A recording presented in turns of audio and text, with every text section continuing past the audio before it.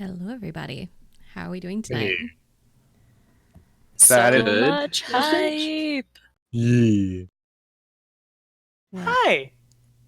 hi. I am very excited. I know I don't sound it. I apologize for that because I've been dealing with a lot of pain today, so my excitement levels are not capable of reaching my actual body. They're just in my mind. Yes, I know the feeling. Yeah. So, but we're starting. Yay! It's been. I feel like it's been forever since we're in Shady Hollow, but it's not that long.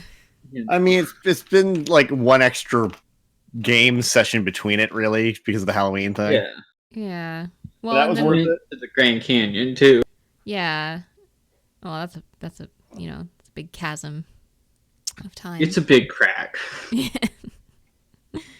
The butt crack of the world. It's No, beautiful. that's insert your favorite city here. I Oh, mean- I thought you were going to say the Mariana Trench, but yeah, That's that where I works was too. going too. Wait, so if the Mariana Trench is the butt crack of the world, does that make the Grand Canyon the cleavage? Sure, we'll go with that. Okay. No, that's So- some mountain. Yeah, the alternative is much, much worse. So we'll go with that. And that's our stream. Bye, guys. Bye. Have a good night, everyone. All right. Bye. Okay. No, we haven't started. Hey, Fa, how you doing? What's a start? I know I don't fucking know. So welcome everybody. Let me get some like ambiance going here. So just for what happened last time, who wants to do the recap? What has been happening in Shady Hollow so that people understand? I totally remember everything. That's a lie. I remember Gary happened, and Okay, actually, I have my So- notes. parents. All right. So- Basically, the story thus far is and I'm gonna go way back to make this nice and fast. A bunch of kids got a bunch of weird powers on Halloween. They ended up fighting a witch, and then ended up still having sort of those powers after Halloween. They started going around fighting a bunch of monsters. Recently, they ended up going into a agency called the BPI, which normally catches these monsters and weird magic things and takes care of them. And but at this point had experienced a prison break of a very powerful and very evil bad guy. Pretty much the head of the Evil Bad Guys Incorporated initiates. So we went in, we checked in on what was going on in there, got a bunch of information, and then took that information to one of our characters, played by Mongoose's parents' house, to talk with them and be like, hey, so what's going on? How do you know this bad guy? How do you know what's going on? What the hell is happening? Because I think it's the end of the world. And yeah, so it is the end of the world. And we've just figured that out. But we know where the bad guy is, and we know how to get there. Also, the bad guy's plan is to sacrifice two of her friends in order to unleash gods from another dimension into our dimension. Yeah. Thus flooding everything with magic and killing anything that doesn't handle magic. Yeah. This is fine. All right, so that's a very good summation of everything that's happened thus far in Shady Hollow. So where we're starting is it's the next day after you've talked to Violet's parents. You've had some time to recuperate a little bit because everything has been very intense and sudden. The news coming from Violet's parents has basically been bunker down until we know what else to do and keep in touch with the BPI. You haven't heard from Agent Willow yet until this morning when she sent Jack a message and told him to basically get everybody down to the BPI headquarters. And that is where we're starting. The 5 of you are sitting around a table with Agent Willow at the head, standing in front of a couple of file cabinets and things. You're not in any of the important meeting rooms. Those seem to have all been locked down. And the offices, which Jack had gone through when he first came here, are all locked now. The whole place is basically deserted, except for Willow, who has brought you into what looks like probably one of the more public meeting rooms, if anything in the BPI can really be considered public.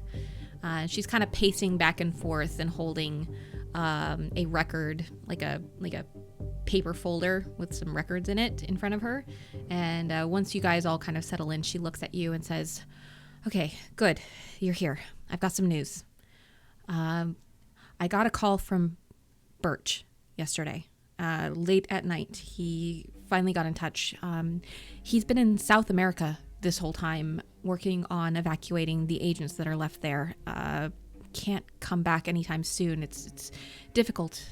He's directed me to kind of come and coordinate it from the BPI headquarters while I can. And but I talked to him about what's been happening and about Brian having escaped, which he knew about, but I gave him more information based off of your findings at the quarantine and based off of what I've talked to Violet's parents about since she's gotten in touch. We have a lead, but it's going to require some work from you all. I usually send agents to do this, but unfortunately, most of our agents are missing or, well, in our safe houses because that's the safest place for them right now. I mean, you've got one. Yes, I do. And I appreciate it, Jack. And not that I don't appreciate all of you as well. I actually deeply do right now because this is kind of an emergency.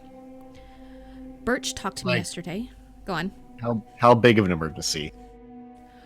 Well, aside from the fact that Brian has escaped and is currently planning to probably sacrifice Sparrow and Finch and bring about the end of the world, one of our agents who would have been useful and helpful to us in finding a way to maybe approach this and find some solutions to our problems has gone missing. I didn't know about this until Birch called.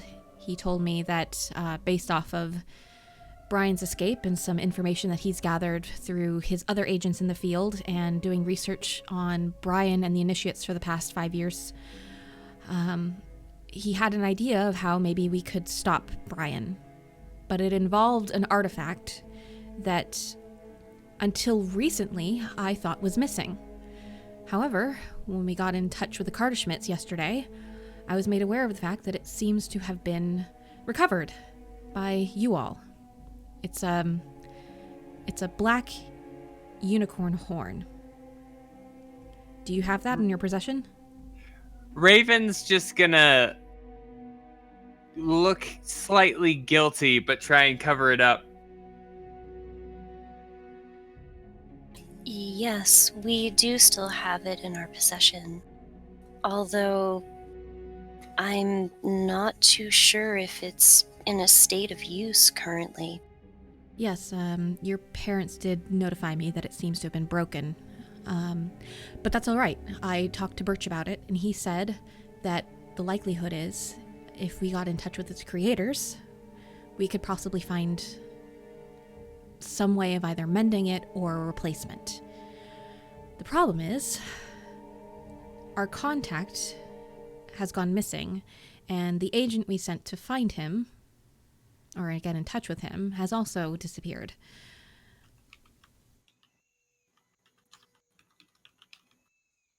And that's where we come in.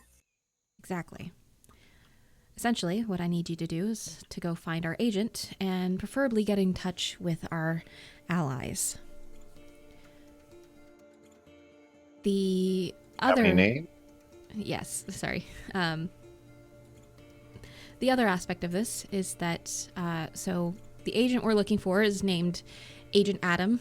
He has not yet been assigned a code name because he's actually a rookie. We'd chosen specifically to do this contact because he was the only one who was available while everybody else was in the field, and it wasn't supposed to be a high pressure mission. We didn't know there was going to be emergency when we sent him out. It was just basically supposed to be a meet and greet between us and our allies. Our allies,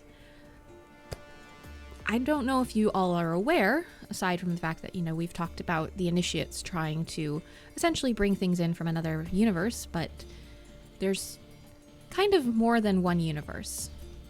Other realms, essentially. Our contacts are from one of these realms. It's not a dangerous one or a parasitic one like the initiates are trying to get into our universe. It kind of just lives peacefully alongside ours. Our allies, however, can be dangerous if they're not approached with respect. Okay. And who are these allies? They've had a lot of names, and I really hate these names because there's a lot of misconceptions associated with them, but essentially you could think of them as the Fae. Oh. Raven's just gone pale. You're telling me, you're when you say the Fae, what do you mean? As in fairies, elves, hobgoblins, boggarts, selkies, banshee. Not all of them are our allies. We are loosely associated with what you would call the Seelie Court. They tend to refer to themselves as the Summer Court, but over here we call them the Seelie. I should be very clear. Our allies are our allies, but only loosely. They require a lot of respect. And whatever's happened to the person that we were supposed to contact, if he's hurt, we might be in some deep trouble. So my hope is that if you can find him, he will be all right and hopefully be able to help you, because otherwise we might be even deeper ship than we thought. Would the Fae have been the one to have attacked this agent? Not the Seelie, though they have their own enemies that may or may not have been at play, but it could have also been the initiates. I don't know. Or it might not have been any of them. We do have other enemies, and they're always looking for opportunities to get an upper hand on us if they can, either by destroying our alliances, killing our agents, or both, if possible. To be honest, I don't know what might have happened to either of them, but whatever it is, we need to find out, and we need to do it quickly. All right, where do we go then?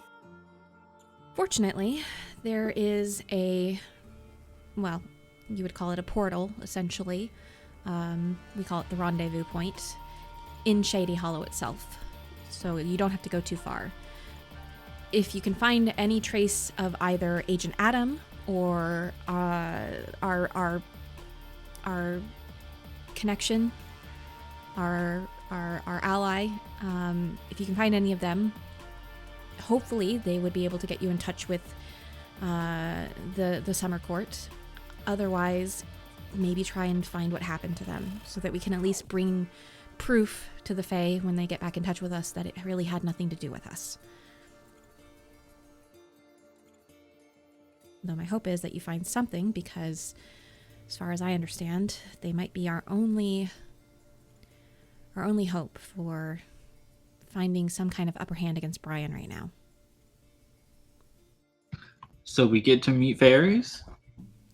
Yes, but please don't call them that. They don't like it. They're the Fae. What about fairies? They might kill you, and I'm not joking. Jack, please don't get us killed. And one of us has died before, it's fine. It was not a fun experience, let me tell you that. All right, so you mentioned we have to find Agent Adam, and there's another contact. Do we have any way of knowing who this other contact is? It changes. Depends on who the Summer Queen sends to us. Generally, it's her secretary. His name is Robin Goodfellow, although he tends to go by the name Puck. Yes, that Puck, if you are familiar with any of our myths. Sometimes it's one of her lesser fairies, though. They don't tend to give us their names if it's not Puck, but I think I've met a couple. One was named Lavender, but that might have been a pseudonym. They like to play with us. All right, and whereabouts do we go to find the gate to get to where they are? Well, you're gonna have to head up towards Craven Hill. You're not going all the way up there, fortunately. There's some woods between Craven Hill and Skull Rock Cavern, around that area. Essentially, if you have any kind of magical nose, follow yourself to what we call, and please again, don't call it to their face, the Fairy Circle. It's a clearing in the woods that is about a mile from the coast, and around the edge of it are mushrooms that never seem to die. So you can't miss it once you find it. But again, don't call it fairy stuff in front of them. The fact that we call it that is pretty dangerous as it is. So, is there any sort of code or signal that we can give them to let them know that we're with the BPI? No, they'll know. Generally, they can sniff things out, and to be honest, I don't know how. They always seem to have a uncanny knack for finding BPI agents or people with magic, and there's not really much you can do to signal them either, but somehow they'll always be there. That's not creepy at all. Question for the DM. Yes. Since Nigel lives up around that area, he's be pretty close by. Would he have any kind of knowledge about where this place is exactly? Yeah, I think you would. I think Nigel, having lived up in the woods for a pretty decent amount of time, would know that there's a couple of landmarks pretty well known by local people who spend their time hiking through there. And the Fairy Ring is one that's pretty well known and also has a lot of strange stories associated with it, though none have been proven. So he's probably told a few of these at the camp when there's kids there just to freak them out. And now he's yeah. now he's just sitting there going, "Oh God, it's real." Just Yeah, there's This one is not- particularly disturbing one about camp kids having gone into the fairy circle and sat down to do some kind of, childish ritual, and then been utterly convinced that they were being watched on all sides by tall, shadowy figures, and those figures would follow them all the way back through the woods, back to camp, and stay outside their cabin window for a good solid night, just to freak them out. See, I was telling those stories to make sure they didn't go out into the woods. I didn't realize they were real. Okay.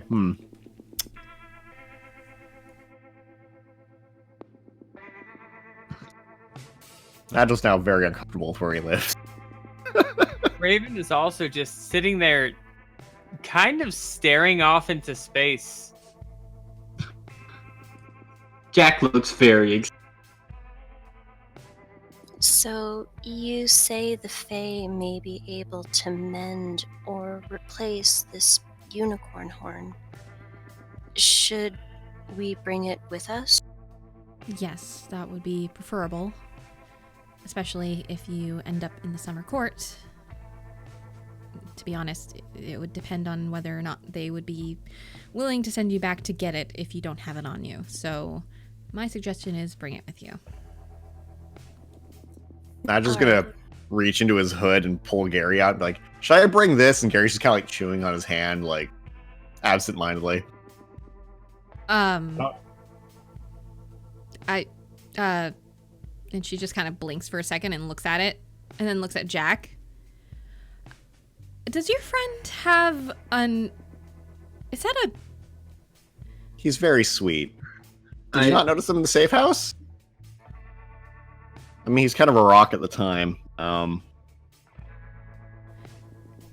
gonna kind of put him back in the hood and be like trying to pull his hand away for a second, pulling it at.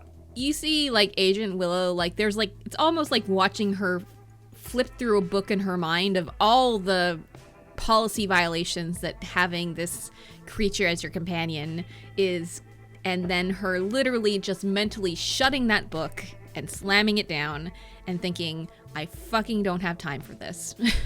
And then she just kind of closes her mouth and goes, it depends on what you want to do with it, although I would be careful. The Fae are collectors, and they like new things, so...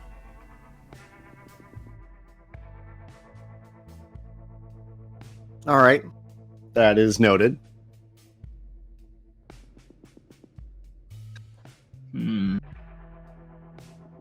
That makes me wonder if I should bring Fafnir.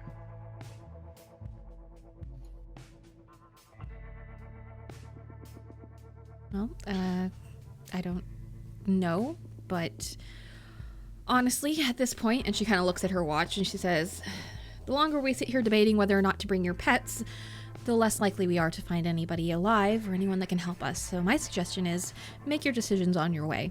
And with that, she kind of closes the record and looks like she's basically dismissing you all. So if you have any last questions, do them now, because she doesn't look like she's ready to keep going with this.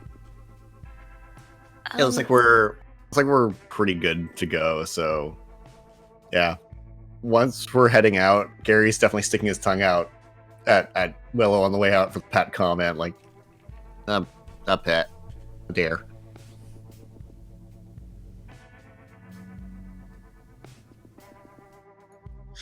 Nope, time to leave. Okay. We're all good. All right. So I'm going to say with that, the five of you head out. Because we're short on time, and I don't really think we need to spend a lot of time talking about how you prepare. Just give me an idea of what you're bringing with you, and then we'll say that you've brought it with you, essentially. Violet will just bring along her normal stuff that she carries, along with the bone knife and the obsidian unicorn horn. Okay. Battle axe, machete, and a couple extra changes of clothes. Okay.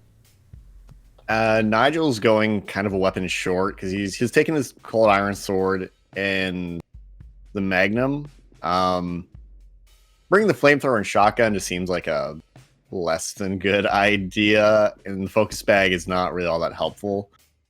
Actually, no, he's gonna also take his focus bag with the dice, just on the off chance, because it doesn't seem like something that would obviously be a weapon. So he'll have that with him, and then he's got Gary, who doesn't carry stuff.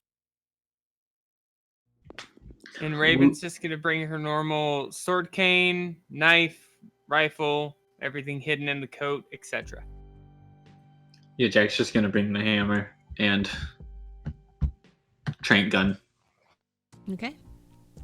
So the five of you head towards the woods, and since Nigel knows where he's going, you guys meet up at the camp, which is close enough that you can hike there, because otherwise you would have to drive all the way to the Skull Rock Caverns parking lot, which is a little bit of a longer hike.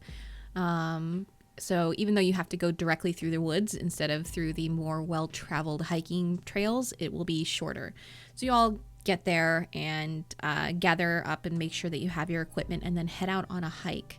It takes you about probably 30-45 minutes before you start to get into the area where you, Nigel, know that the fairy ring is. You're not exactly sure where it is, though, so you have to do a little bit of searching. So go ahead and roll me an investigate to see, essentially not so much, actually, let's just do straight sharp, which is still, yeah, let's just do straight sharp. So Yeah. I rolled an 8, and with my +3, that's an 11. Okay. So with an 11, I would say, out here. yeah, with an 11, I would say that once you get into that vicinity, it only takes you 10 minutes rather than anything longer to really find exactly where the fairy ring is. And what you guys see when you're there is essentially what you, Nigel, had described as you guys were walking. It's a ring of trees, very tall pine trees, essentially, the evergreens that never seem to die no matter what time of year it is. And they're in almost a perfect circle. And everybody has always been convinced that this place was planted that way. It was intentionally done or cleared in order to be some kind of maybe building site or something at the time. But there's always been debate, oh no, the fairy did it, because around the edges of it, under every pine tree and along the roots is in a perfect circle are mushrooms, red-capped mushrooms that don't ever seem to die. And if you pick one, it seems to grow back overnight.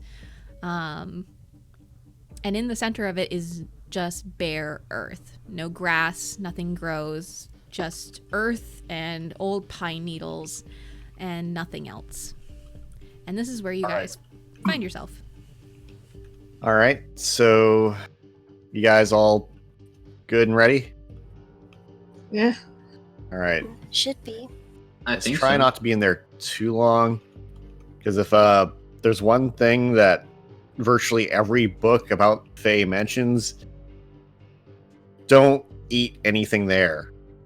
Don't if they offer anything to drink, they offer anything to eat, just politely turn it down. Otherwise, you could be trapped there. So don't eat anything they offer. What if we brought snacks? Honestly, I wouldn't even risk it. And remember that when the Fae make deals, it's not sign a contract, shake hands. It's, oh hey, well you'll have to come back sometime, and then you say yes, and then you have agreed that you will come back whenever they demand of it. So watch yourself. Raven still has this distant, hollow look in her eyes. Mm-hmm. And of course, even though these Fae are the allies of the BPI, I doubt they'll mend this or give us a replacement without some sort of price. Yeah. All right, well, everyone be on your toes then, and let's hope they're friendly. Yeah, let's go meet the Fae. Okay, so describe what you guys are doing. So I guess the first thing probably have to do is just scope out the circle itself. Maybe see Yeah, if we Jack's can... just stepping into the circle. Okay. All right, I guess Jack's already in. Yeah. Jack is. You guys watch and just for a fearful moment think, oh god, he's gonna just disappear in front of us. And he just stands there in a circle with pine needles. We should have asked how we activate this whole dealie. Well, Willow did say that it's kind of up to the Fae. Yeah, the Fae find you, man. So I guess we just kill here. I guess hang out in the circle and see if anybody shows up. Since you're in there, Jack, go ahead and roll investigate a mystery. Alright, that's sharp, right? Mm-hmm.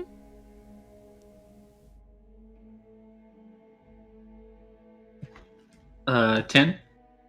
Okay. You have just stepped into this and looked around. Ask, what kind of questions are you looking for on this? Like, what I'm doing by directing you towards this is you know that there's something that's supposed to either come for you or something's supposed to happen. So what are you asking? I guess what is being concealed here? Okay. So having stepped into the circle, knowing that the fairy come to you, and seeing that nothing is happening, you start to look around and, looking for someone showing up or some kind of shadowy figure or something otherwise to indicate that there is someone else here besides you and your group. And what you notice as you're doing that is on the pine needles at the farther end of the circle is something red and shining. Ooh, shiny. Jack's just gonna walk up to the shiny, and I guess, what can it do?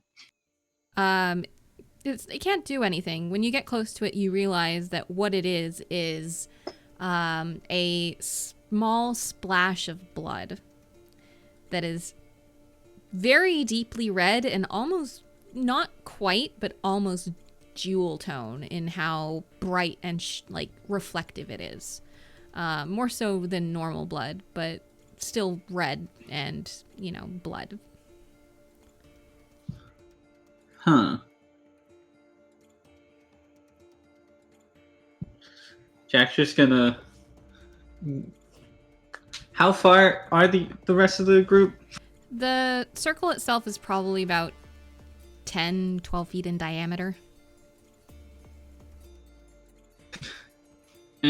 Jack's just gonna wave him over. Yeah, Nigel will follow him up. Yeah. Raven very gingerly steps into the circle. Nothing happens to Raven. She's just standing in a circle.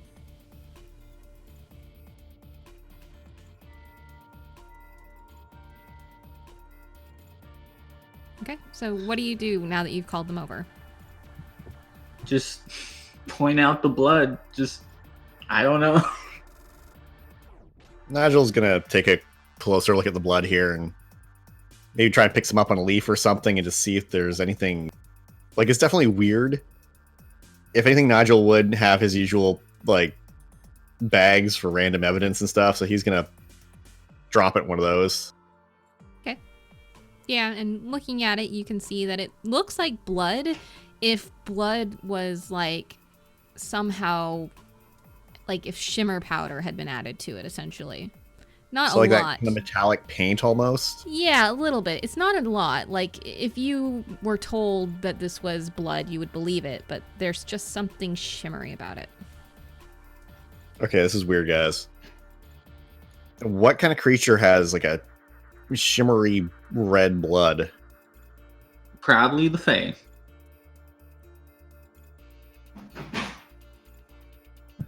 And Jack's gonna, I guess, try to look for more blood. Is it dried or is it actual droplets or? So you would know from how red this is, it's a splash. It's very fresh.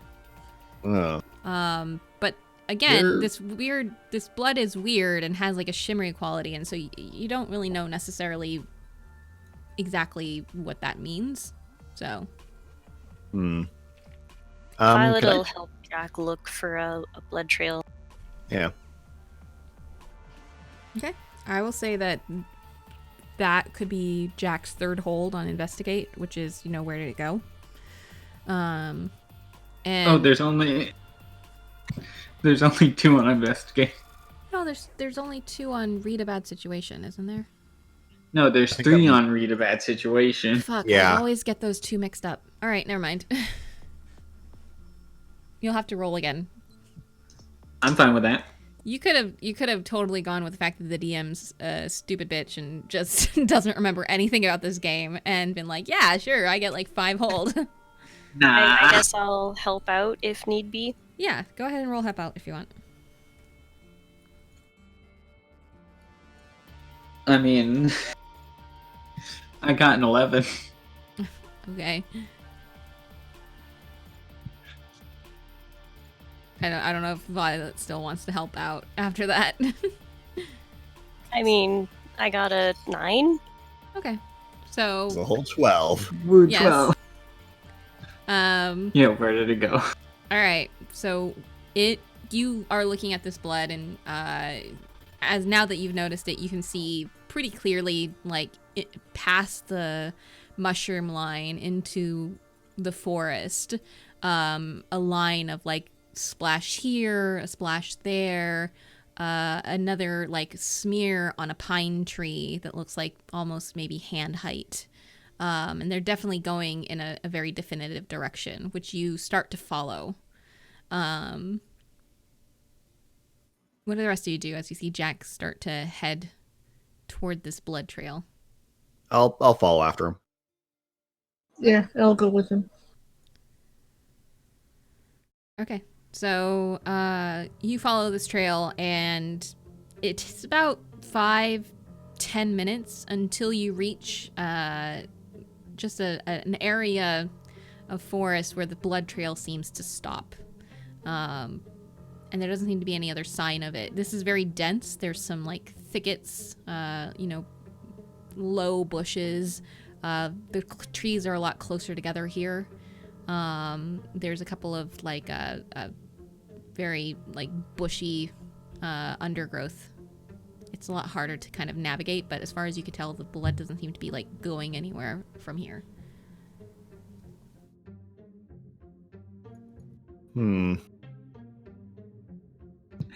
I mean, What? I can ask my second hole. Yeah. What is being concealed here? Yeah. I'll say that knowing that the Fae, what you do know of the Fae, that they have some powers of concealment and that they can kind of hide themselves from human eyes, and this blood seems to have disappeared, and there's like kind of a lot of undergrowth. Eventually you think whatever has led or gone this way has probably done its best to hide itself. And so you start to look around and you realize quickly that there's a section of this undergrowth that looks like it's been disturbed and then put back into place.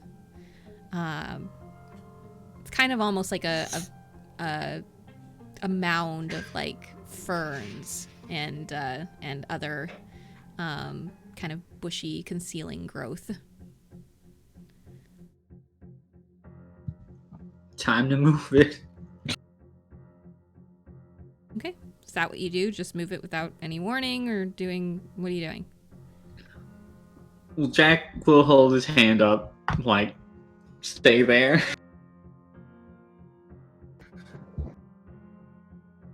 To the group, or like? Yeah, to the rest of the group. Okay, you have to be a little more clear on who you're talking to. Like, is it just telling everybody to stay there, or yeah? Okay, the rest of you see Jack kind of hold his hand up and telling you guys to stay still. What do you do, Jack? Jack will walk back and try to say quietly, I think I know where whatever this is.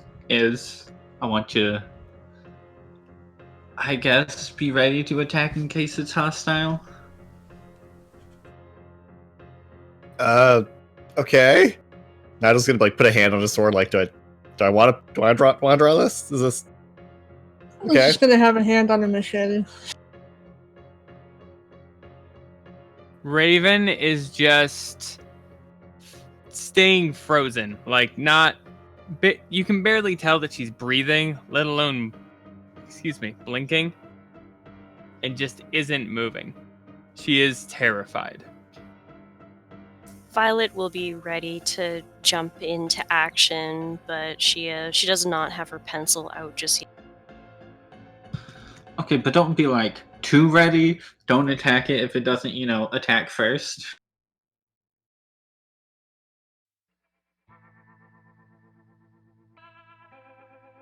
All right. Well, on your lead.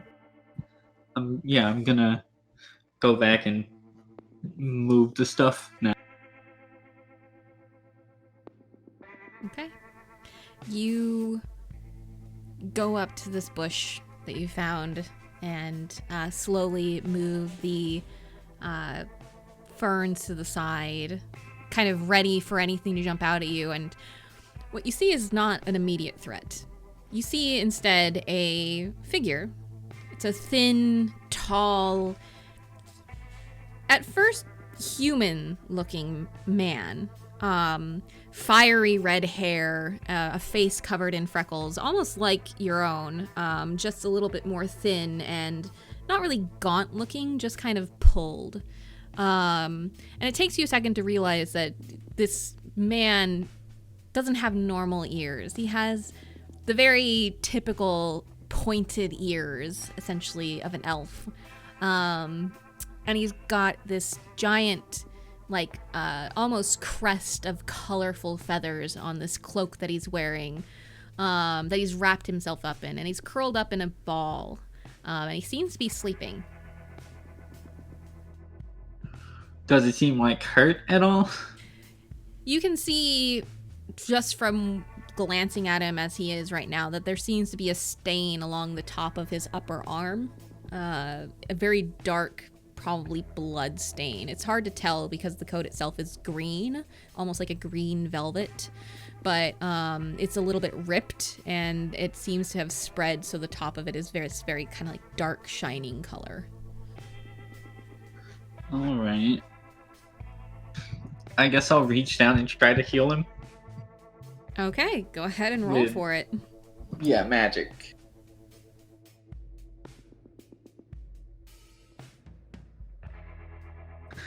Ooh, 9. Okay, so what's your glitch? I'll take -1 on my next roll. Okay. So you reach down and place a hand on this arm where the blood is and start to like feed magic in it. And you realize that you started feeding magic in too fast. And it starts to suck some of your like own personal energy, and you suddenly feel very tired. So that's why you're going to take the -1 on the next roll. But as you're doing that, you see the eyes of this man open very quickly, and he sucks in his breath. And you feel him tense under your hand for a moment before he turns to look at you and feels this healing magic and seems to relax just a little bit. And it's a very intense moment because when he turns to look at you, you can see that his eyes are this kind of bright gold color. Not natural, not brown or even like yellow, but just almost like they're made out of gold itself in the iris. And he looks at you and then feels the healing and then stops for a second and kind of goes, "Oh, you're one of Birch's people, aren't you? The BPI. Oh, Yeah. Thanks, mate." And he kind of like starts to move his shoulder a little bit, and you see as the arm, he moves it very tentatively and starts to turn and sits up and then feels it and just goes, "Oh, God. Okay, well, that was helpful. I mean, if I'd slept for another day, it would have done it on its own. I was already halfway there, but I appreciate the boost." And then he kind of looks past you and sees the other 4 people and goes, Oh. You brought some friends. Hi. Huh. I didn't think I warranted a rescue team. Did the Queen get in touch with you? We were what's hoping your to name? get in touch with you. Wait, what do you mean? You weren't sent here by the Queen?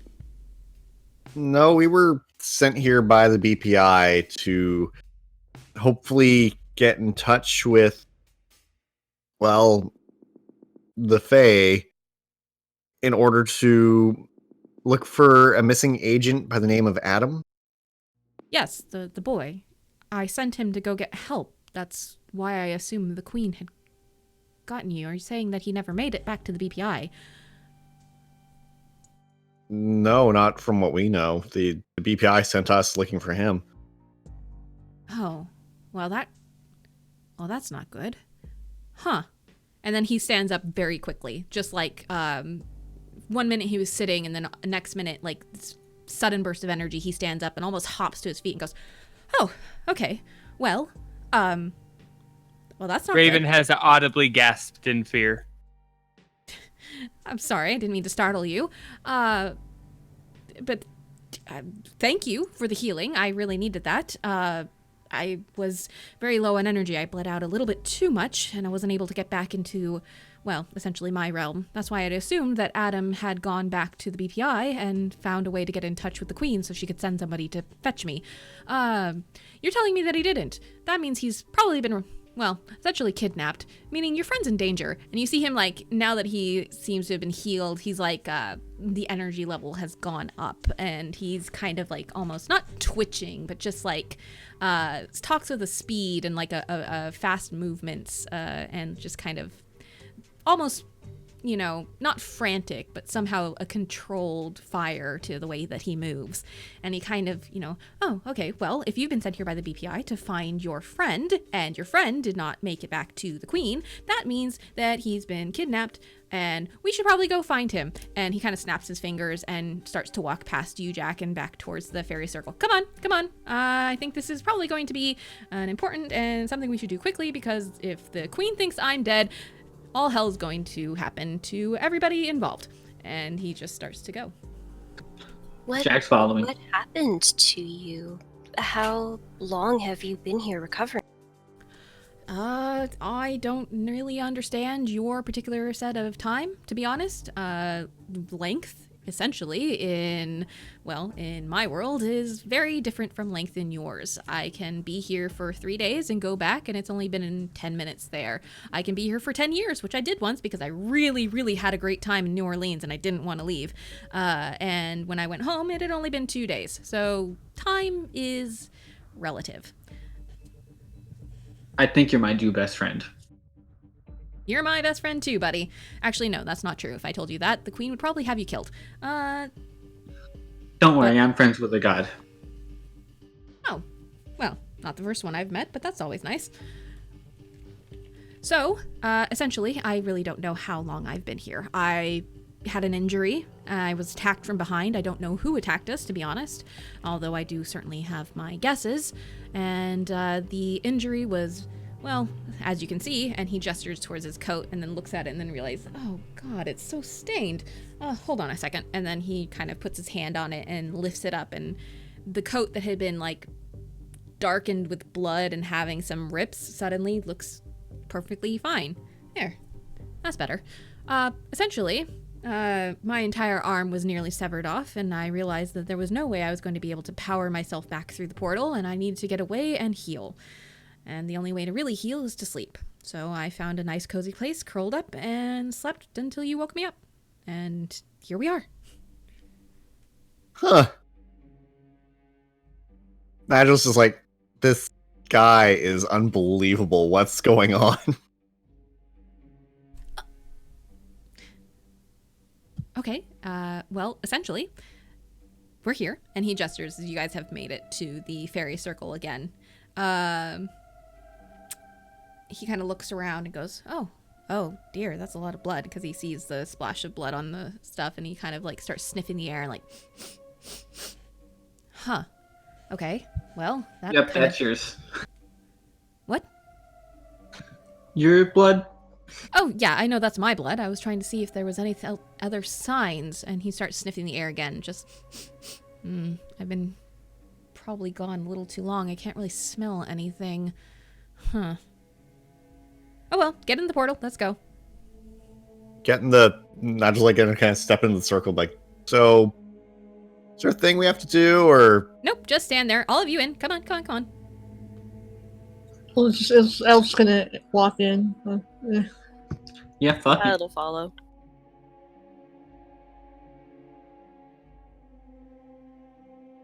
I think Scully. Sorry, I was muted. Raven hasn't left the circle. She's been sitting there frozen ever since. So yeah, she's already there. You were frozen there when you went to go find the guy? Yeah, I didn't go anywhere. I was just standing and waiting, frozen and terrified, not pulling out any weapons, not doing anything. Oh, well, they were like a good 10-minute walk away from you, so... Well, that's embarrassing. Yeah. So he walks in and sees Raven already in the circle. Oh, see, your friend's already ready. Let's go. And he kind of claps his hand. And now that you're all in the circle, you see this white light kind of start to rise up from the ground. And at first it's kind of a little bit slow, almost like seeing fog, but it's made out of light kind of come up. And then it starts to get quicker and quicker. And then after a second, it's like being in a reverse waterfall as all this light just comes rushing past you. And then after a second, there's this great roaring sound, and almost until the point that it becomes too much, too unbearable. Doesn't quite get there. Just before it does, it stops and the light fades very slowly, and you are back in some woods. Only these ones look a little bit different. Where it had been dark pine trees in the circle at Shady Hollow, these ones are open and airy, very tall birches and golden topped with these kind of beautiful, not fall leaves. Now that you look at them, they look very fresh. They're golden in the way that like it's a light, like almost neon green. And there's other trees that are just full of like flowers and full of this beautiful like spring look to them, and others that look like they're in full summer bloom, but nothing looks like it's dying. It all just looks very alive. And he kind of looks around and goes, oh, okay. Good, that worked. I was afraid it wouldn't. That wouldn't have been good. All right, let's go. Come on. And he starts to walk away from you all, heading back through the woods. And you can see that he's following from here a very clear, open path. It's not cobbled, but it is very well traveled from what you can see. Nigel is nauseously kind of following along. For whatever reason, Jack's teleport, going through portals, it doesn't sit well with him. Jack's following right behind. Raven has grabbed Elle's hand tightly and is just walking wherever Elle walks. Yeah, Elle's going. Squeeze hand back. Okay. So this man leads you through the woods, and it's about a 10-minute walk. And the entire time he's walking, he's talking. Just non-stop, telling you stories that seem to have no relation to anything that you're doing. He starts pointing towards a tree and talks about how one time he pantsed a boggart there and it was great. And he points to some distance that you can't even see, and then starts talking about another time when he decided to pull a prank on some of the court fae, and went and got some berries that puts people to sleep for 20 years, and they ended up missing a ball that they had all wanted to go to. And he just keeps telling you these ridiculous, increasingly unbelievable stories with a completely straight face, and his face is like, his expression is one that's not jovial, but like always seems to have this like hint of a smile as he's talking. Yeah. At some point, Jack leans over to Nigel and whispers, "He's like the Fae version of me." Oh, God, he is.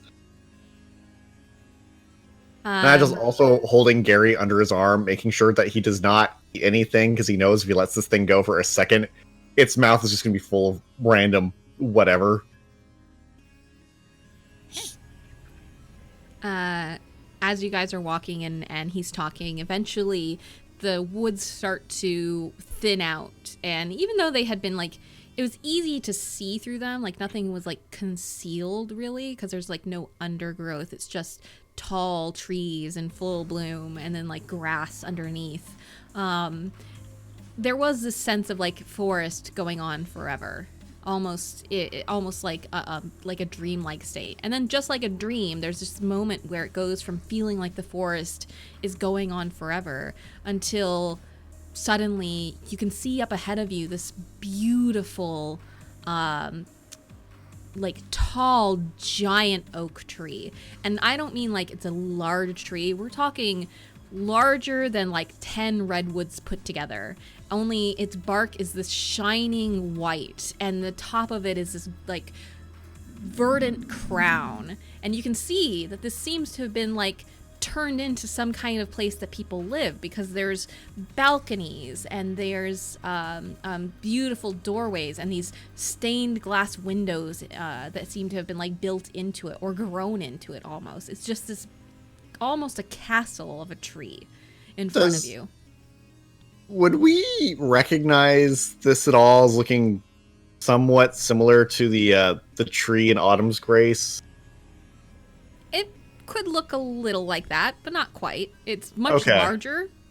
But it does look it's much larger, but it does look similar in that it's this huge overarching, just dwarfing everything around it. All the trees around it look like miniatures compared to this. And cool, house tree. Yeah, and the man in front of you kind of like gets this grin, and it's when he grins that you realize that his teeth are actually sharp. And he kind of just smiles and like looks at the group of you and kind of gestures with big open arms, turning around in this kind of like extravagant theatrical way, and kind of goes, "There it is, the summer court. Welcome. Let's go meet the queen." And then just turns around and starts running. Wait, turning around to go into it or running away from it? No, running towards it. He had like turned to gesture, kind of Vanna White style. Gotcha. Okay, I had this mental image of like, right, let's go meet the queen, and then just booked it like you're on your own. You Jack's booking it after. Okay. Yeah, I guess Nigel's kind of like, I guess I'll speed up a bit. Elle's not gonna run yet, but walk a little faster. Raven's just pinned to Elle's arm, so running would probably be difficult if she were to even try. Okay. Yeah, Violet will follow along with sort of Elle and Raven, and just kind of like be in awe and taking all of this. All right, you guys in a kind of staggered trail behind this fae that you've rescued, eventually make your way up to where he's waiting for you all impatiently and kind of like tapping his foot. And he's about probably at this point maybe 20 or 30 feet from the front entrance. And you can see now that you're much closer, this entrance is massive. It's double doors that are both open into this like giant tree castle, and on either side are two guards that look very similar to him, but they have long blonde hair. And like the first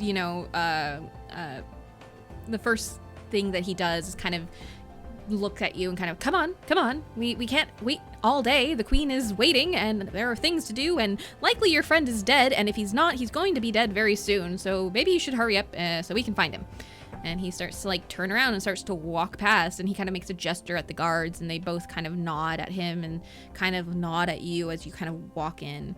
And there's this moment as you're walking across the threshold when you go from this kind of forest theme castle almost immediately into this beautiful not rococo, but that sense of like grandeur, that French grandeur almost, but it's not French. There's just marble floors and these huge pillars and this giant impossibly high, almost cathedral-like entrance to this. And you see along every wall and every pillar a guard standing there in this kind of shining silver and white armor with a fully covered face that has various kind of animals on their helmet. One looks like he's a fox, another one has like an owl face, you see another who has a hawk, and one who has a wolf. And these are just every column has a guard leading all the way towards these double staircases on the far end that lead up to what looks like a balcony, and another much smaller but still very ornate door.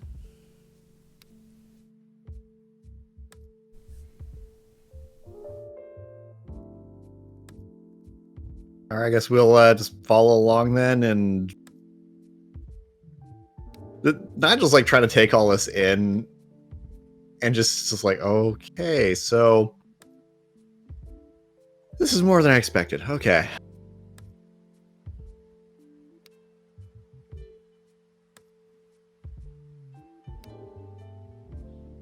Okay. So he has made it all the way to the top of the stairs, kind of leans over the balcony looking at you. Come on, slowpokes. I know humans take forever, but let's go. And then he's through the next set of doors. And you all follow up these stairs at a slower pace and come back to this door at the top, which is significantly smaller by standards of the front door. And it's still double, but only one of them is open. And you see from here that the paint on the door is this kind of bright, kind of beautiful gold, essentially. And you're probably sure it's actual gold that's been like gilded onto it. And there's like an ornate carving underneath that has like trees and animals and just all these kinds of things that you would have to stare at for a long time to really fully comprehend. And through this door, you see a much smaller but still very beautiful chamber. It's all white and gold and green at the top. And at the far end of it, along this long, kind of lovely, beautiful, verdant green looking rug, is a throne. And on this throne, there sits a very beautiful woman.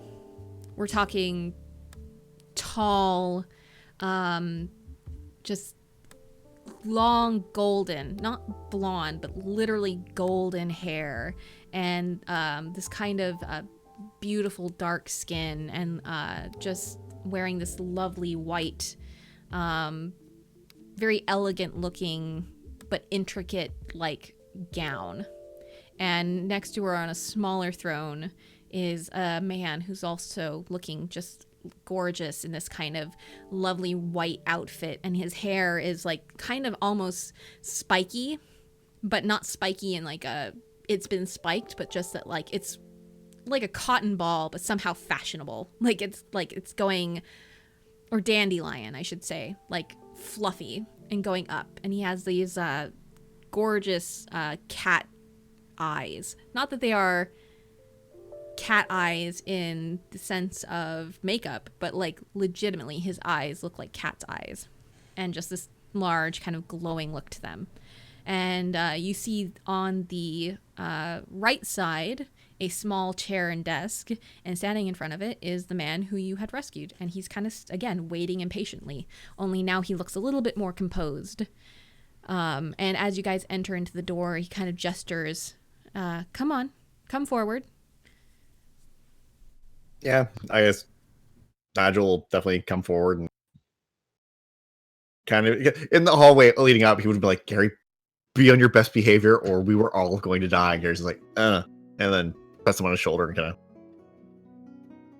follow in. Yeah, Jack will head up and immediately bow. Yeah. Yeah, Also Nigel will mean- follow his lead and Yeah, Violet will also go up with the rest of the group, and I guess Kurt's.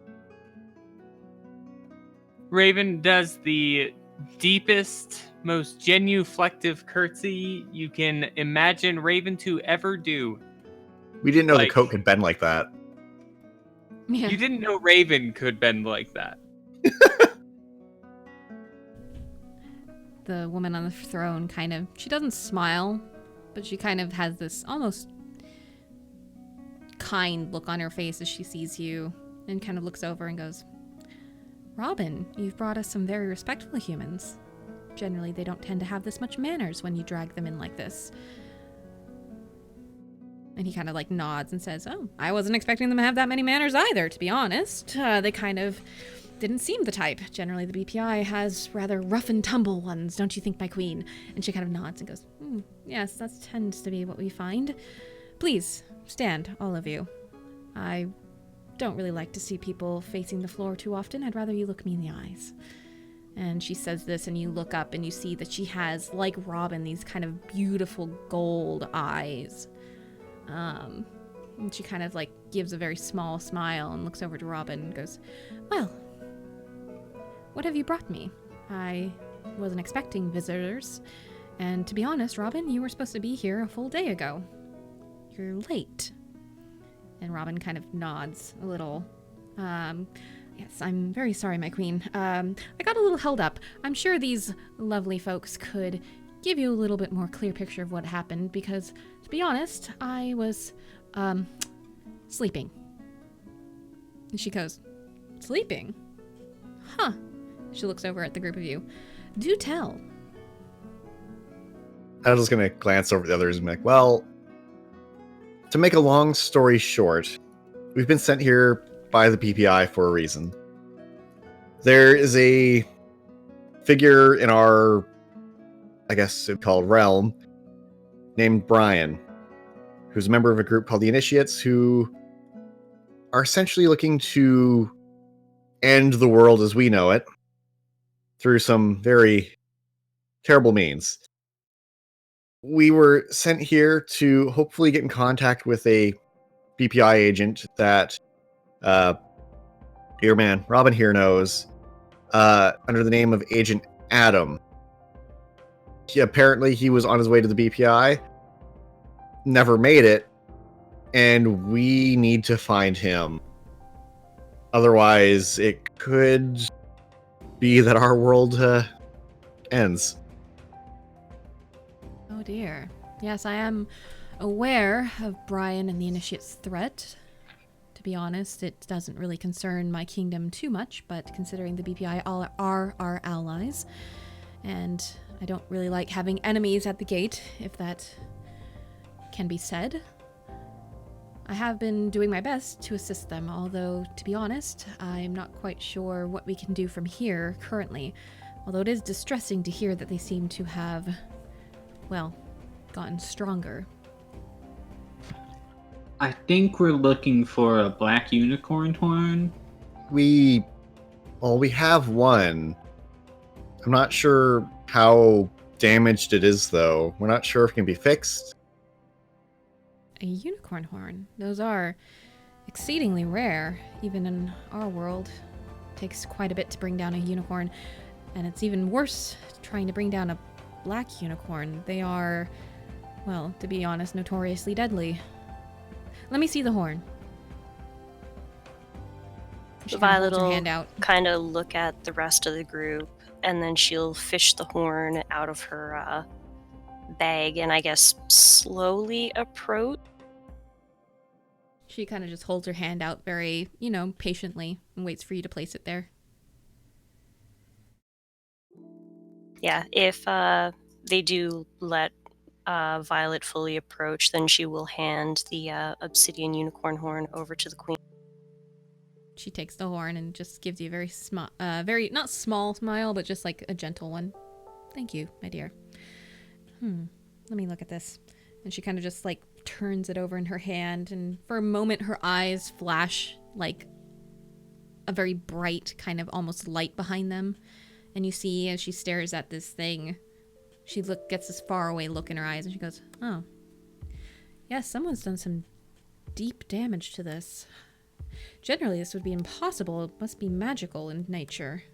Even dropping this horn shouldn't do anything like this. Do you know what happened to it? Raven is just terrified and is squeezing Elle's arm so hard it's probably causing pain. We don't know. When I had first procured the item, it was intact and whole, but it was stolen from my apartment and later returned to us by a friend of theirs that they had known when they were young. It was damaged sometime between then. Well, Yes. the damage doesn't look like it's unmendable, but it will take a great deal of effort. I'm certain we could do it. However, and she kind of holds the horn out to Robin, who takes it from her and just continues to hold it and kind of looks back at you. Seems like we have something deeper to deal with at first. Your friend Adam has been taken, you said? Or disappeared? As far as we know, he was supposed to meet with the BPI and just never made it. We don't know if he got diverted, sidetracked, kidnapped. Yeah. He's just kind of dropped off the map. I think Robin said he might have an idea. Yes, my queen. The tall one is right. I have some idea of what might have happened. When we were meeting with our ally, there was a scent. It took me a while to think about it, and I didn't smell it when we came back, but well, to be honest, it smelled very much like banshee. And he looks at her knowingly, and she kind of looks back at him. Oh. Well, that's interesting. See, when Robin went missing, and we assumed he had been injured or kidnapped, a number of my courtiers happened to have been taken from the court as well. And from what we've found from our investigations, it looks like the Unseelie have done it. And they kind of like share this glance between each other knowingly.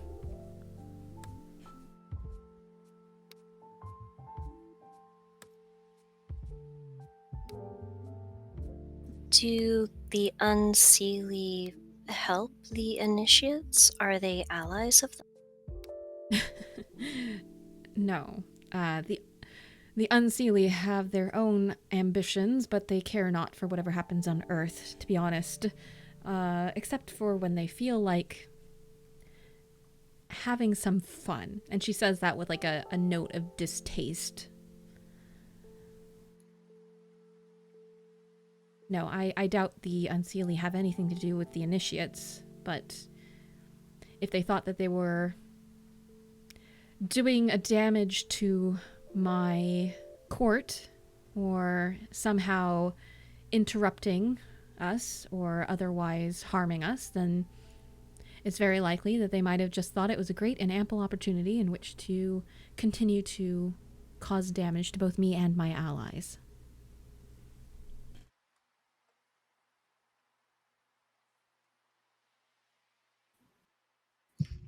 Well, I hate to be crude, but they sound like dicks. I personally wouldn't describe them as such. And Robin just pipes up, I would. Quite dicks. Sorry, that was me laughing.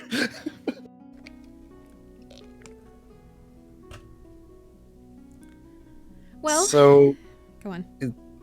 is there any way we can possibly help? Because from what we know, we need the unicorn horn, I guess, repaired, recharged, however it works.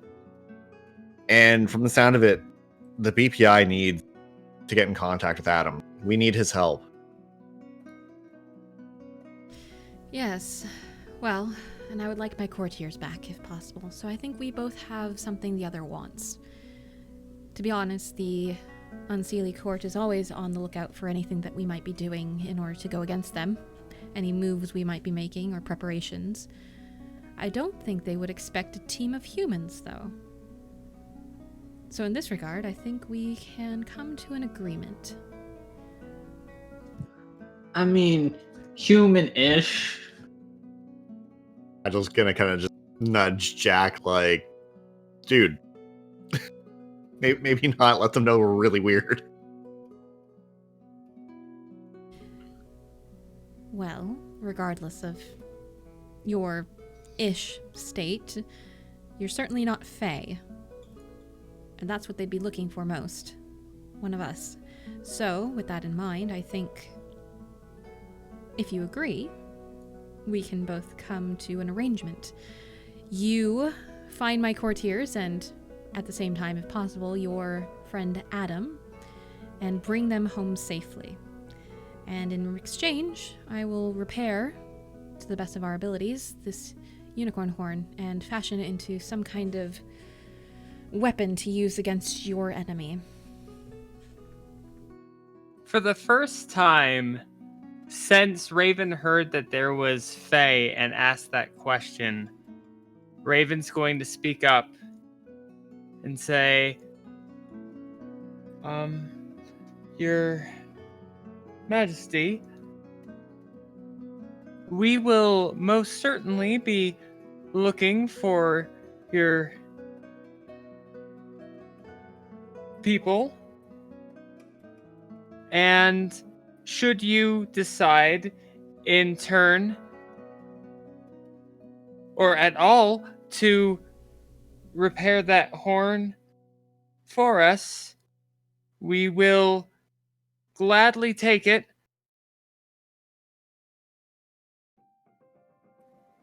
She kind of just looks at you for a moment, Raven's just terrified. just kind of creases her brows and leans over and just very quietly, so that it's almost inaudible, kind of whispers to Robin, is she dull? And Robin just goes, I have no idea. I haven't talked to her. She hasn't opened her mouth. I assume she probably is. All right, if you all are willing, as the queen has proposed, to take on this agreement, and as your... He kind of looks over at Raven, kind of quirks an eyebrow. Spokesperson has suggested, I think we no longer need to bother the queen. If you don't mind, Majesty, I can go and brief them on what will need to be done. And she kind of nods and says, yes, Robin, I think that would be best. One more thing, however, before you leave, as you all have kind of started to be gathered up by Robin, and he stops and looks at her, and she kind of goes, if you are going to head towards the Sealy Court, it's not necessary, but I would deeply appreciate if you do me a favor. Yes. There's a garden at the center of the Queen's Court, and in this garden is an apple tree. Bring me the apple from the tree. Like I said, it's not 100% necessary, but if you did, I would certainly have, well, some favors to owe you.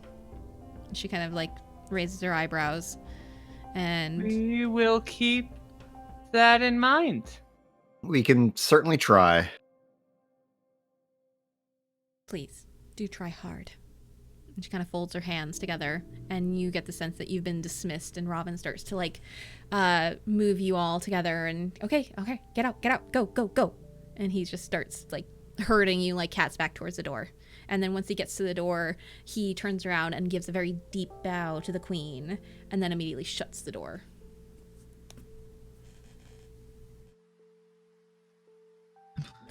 That was fun.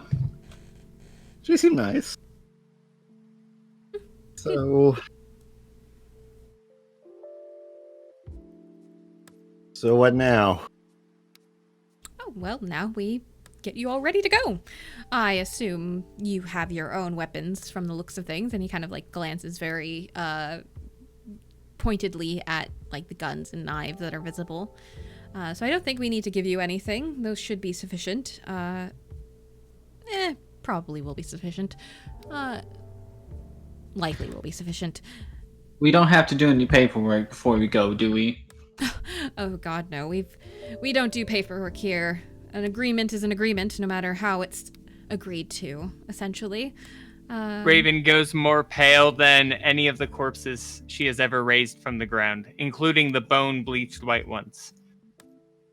Oh dear, it looks like your friend might need to sit down. With that in mind, before we go, if you all are hungry, please, I would love to offer you some of the finest food at our court. Before we send you off on your way, since you might be here a while and the journey is long from here to the Winter Court. That brought is very snacks. kind. However, we already ate. Thank. As And the cuts herself time off is- in the middle of the word "thank you." I think more than food, we would much appreciate some information on the Unseelie. Well, if you want to go on an empty stomach, that's your deal. I certainly can give you as much information as we can, though I don't know what it will do you good for. Essentially go in and poke them with your sticks and come out with your friend, if possible. No sort of magical barriers or traps or any kind of, say, hellhound guard dogs or anything like that that would perhaps be in our way? no evil fungus that's gonna like clone us and then kill us, and then we all have to come back and kill it. Good lord, what kind of place is Earth? God, no, we don't have anything like that here. Oh, that sounds horrid. No Yeah, it was. hellhounds either, though if she wanted some, she could certainly probably procure some. As could the Summer Queen, of course, but generally hellhounds are seen as well, distasteful. However, as for magical traps, there's no reason. The queen in her court is powerful enough, along with her guards and all her courtiers. It would be pointless to spend energy, magical or otherwise, to create some kind of deceptive trap. So, what are we supposed to do then? Because, quite frankly, it sounds like if you guys aren't just storming each other's gates all the time, sending in on us, 5 or 6 could be a suicide mission. Oh, well. That depends on how resilient you are. Essentially, however, no, we don't storm each other's gates. That would be pointless. At this point, the Summer Queen and the Winter Queen are at a standstill. Both are fairly equally powerful, although the Summer Queen is, of course, much, much better, in my opinion. And he kind of gives a glance over his shoulder at the door and kind of starts to move a little away from it before he starts talking again.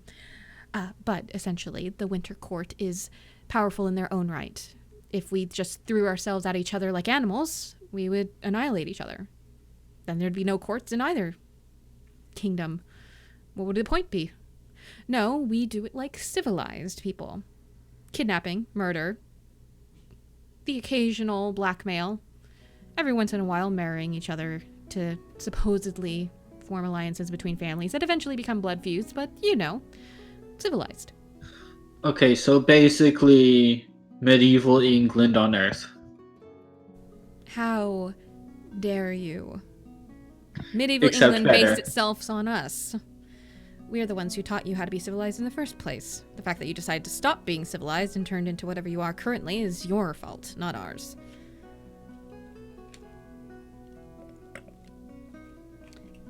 Who do you think King Arthur was, anyways? I honestly thought he was fiction, but, No, of course he was real. Yes, of course he was real. He kind of looks at you like that was the stupidest statement he's heard in a while. What, Nigel, I know Loki. Come on. I can't tell what's real of fiction anymore. Apparently everything that's made up is actually real, and it's really confusing. Yeah, sounds like your education is lacking. Well. Sorry, that's the player saying that as my character has 3 sharp. He kind of just But I've says, read about this sort of thing. oh, apparently you haven't read enough. So, as it is, a small covert team is very capable of getting into the castle if you're quiet about it. You could also, of course, storm the gate. Considering you're humans, that probably wouldn't look too badly on us, and certainly whatever retaliations the Winter Queen deigned to bring at us, we could deal with quite readily. However you feel like approaching the problem, that's really up to you. I honestly can't give you any directions aside from don't die. Or at least one of you should survive to bring somebody back. The rest of you I don't really care about. I can teleport. If we get into any real trouble, we'll just be back here. But Oh, can you good. do that here?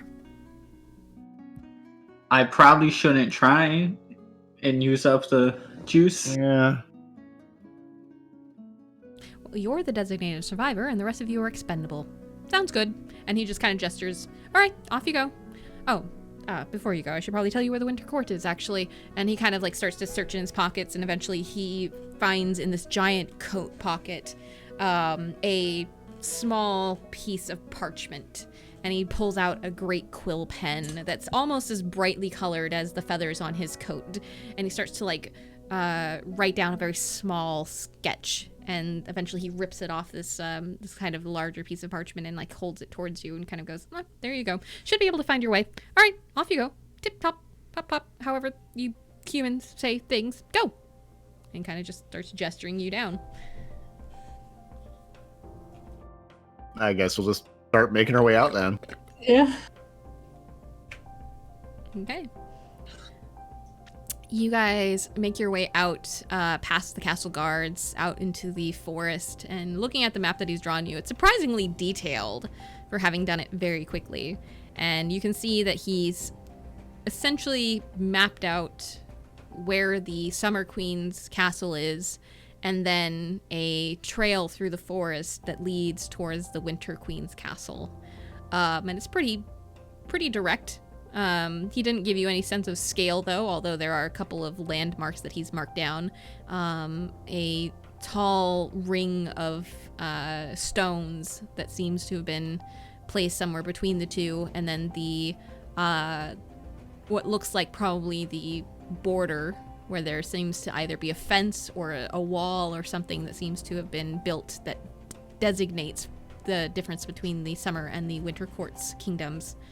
But otherwise, it's just a great expanse of forest between you and the Winter Queen's castle. So time to start walking? I guess so, yeah. Yep. All You right. could do- Well, how are we gonna do this? I Well, mean, from what the Summer Queen had mentioned, I doubt we can negotiate with the Winter Queen to have everyone released. And storming the gates probably won't be a good idea. I don't No. think making an entire Fey kingdom our enemy a wise choice. I don't think making a single Fey our enemy a wise choice. I guess our best But chance we've choice is entered- then just sneak in. Yeah.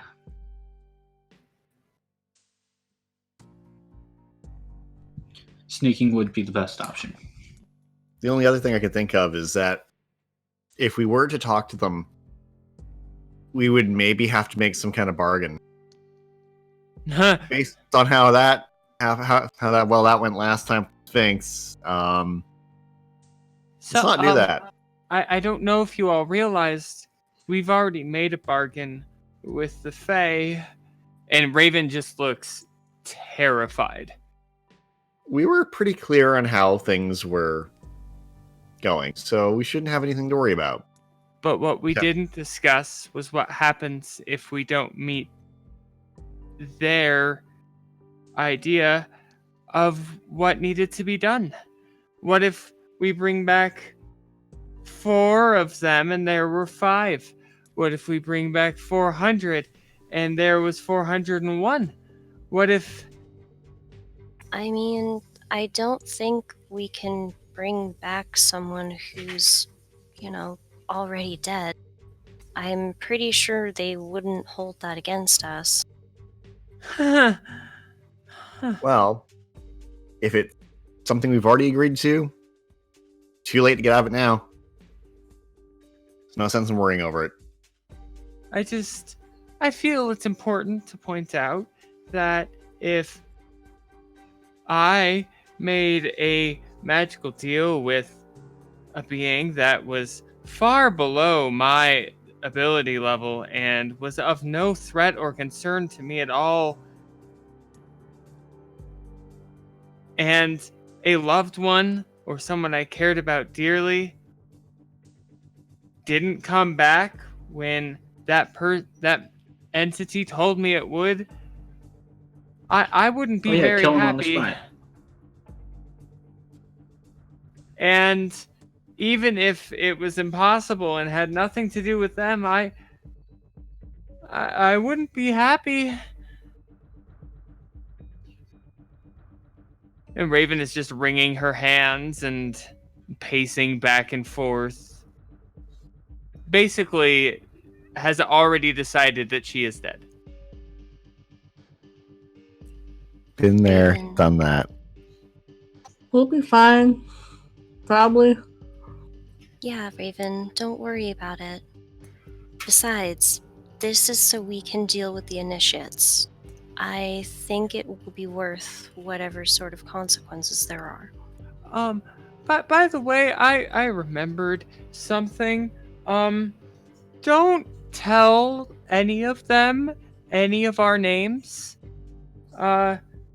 If anything that they say in the stories is true, then giving them our name would give them complete and absolute power over us, like the ability to make us do, say, or exist in whichever way they pleased.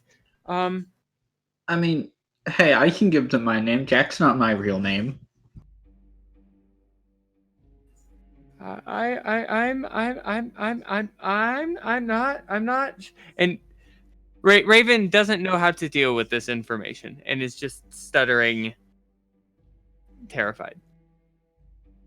Raven, we're also magical beings. As far as we know, their magic may not affect us. Let's not test that. Either way, they're allies.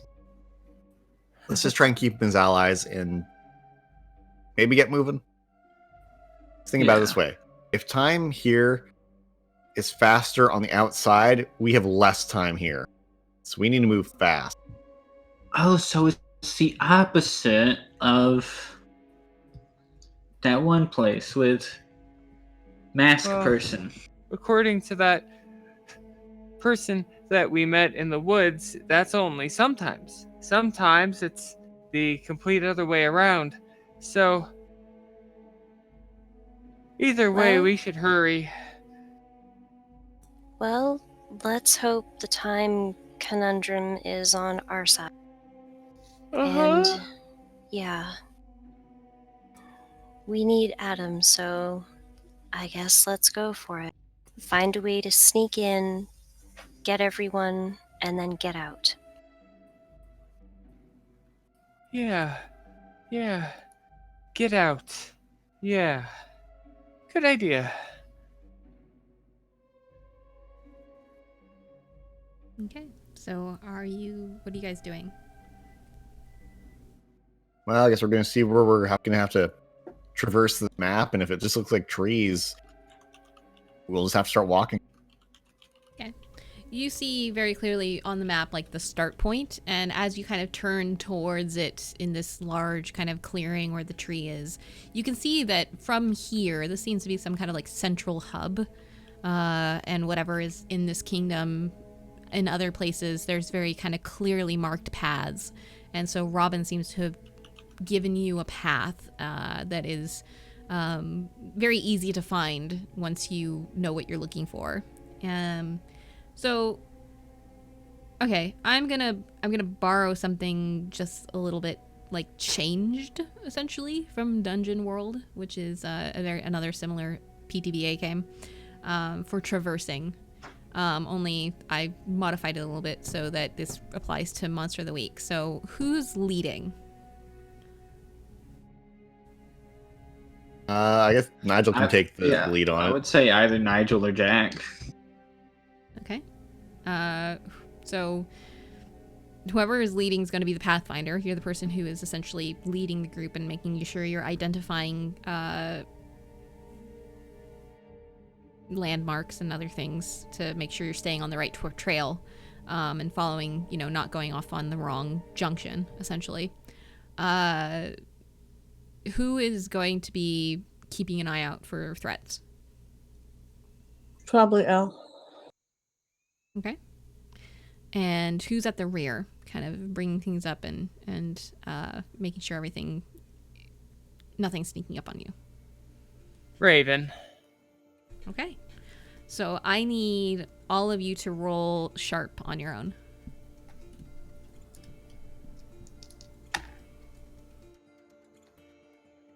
Can Gary be helping Nigel out at all since he's on his shoulder? Nope. Okay. We've established that Gary can't help out at all. Can Jack help out? No, you're well, okay, you can help out Nigel because you're not doing the thing, and you did say you would be at the front, so yes. Yeah. Wait, help Jen- out help is at all? That's like his whole thing. No, we had this discussion, remember? He can't do help out. He can do his other things. He just can't do help out. All right. Because otherwise you're rolling help out for yourself. So Yeah, that's fair. Okay. help out is cool, right? I'm at an 11 anyway, so it's Oh, okay. Okay. What about the rest of you? What did you get? Raven got a 7. Okay. 10. Okay. All right. So the way this works is, since there are 2 successes, Nigel is the pathfinder at the front. You have no problem following this hastily sketched map. The landmarks at first seem like I'm never going to recognize these, but as you get closer, you see, oh, no, Robin did a pretty good job of drawing these pretty accurately. So you are able to keep the group on the path without any going off on any of like the side paths or accidentally getting into an area that is leading away from your destination. And eventually you lead the group to what you recognize as the wall. And it's, as you come up to it, you see it's a kind of stone wall that, if it wasn't for the fact that it seems to stretch impossibly long in either direction, would look like something that like a medieval farmer had just built around his like cattle pen. Essentially, it's very low. It's certainly not insurmountable or tall. You could easily just, hop over it if you wanted to, but it seems to be how they designate the border between the Winter and the Summer Queen's court. And on the other side of this wall, literally immediately on the other side of this wall, whereas the Summer Queen's court is verdant and green and lush and living and full of like bird sound, and every now and then you see like an animal, like a deer prancing, looking just huge and living and just lovely, and like a fox or a rabbit, just these kind of lovely looking animals that are very summery. Immediately on the other side of this wall, you see dead trees and snow and darkness. It's almost like two places have been butted up against each other, and the only thing separating the two of them is this single stone wall that seems to go impossibly long in either direction. And where you are at the trail, it has an opening with a gate. And on the other side of this gate, you can see like snow piled up, and a couple of tracks that seem to be leading into the snow. But Elle, you during this whole time have been looking around for threats, and at one point you think you spot what looks like a bear. And it sees you, and it's big and fat and just lush. Looks like it's the kind of bear you would see at the end of summer that's been feasting on salmon and berries all summer long. And for a moment, it kind of eyes your group, and you kind of turn and eye it back, and then it kind of just like huffs and turns around and walks away. Raven, you're very distracted. Your fear is almost overwhelming, and for a minute you get turned around as you're busy kind of startling at noises happening in the forest around you. And so while you are able to keep an eye on the rear and make sure that nothing sneaks up on the rest of your friends, you actually get separated from them for probably a good 5 minutes. And even though this forest is like you're almost able to see just clearly through it, there's something about it that's magical, so that once you're separated from your friends, you can't see them. And in that time, you see that same bear, kind of whatever had been scared off by Elle earlier, just kind of stalking towards you.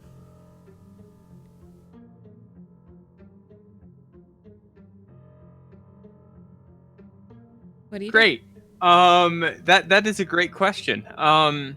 So Raven is going to freeze and is going to attempt to use telepathy to communicate to the group and just shout out, guys, there's a bear. I don't know where you are, but there's a bear and it wants to eat me. Where are you? We're at a wall at the gate. Keep heading, I guess, north on the map here, and it looks like it's the border. You hit that should be we should be somewhere along there. Where are you? By the bear. It's a big bear.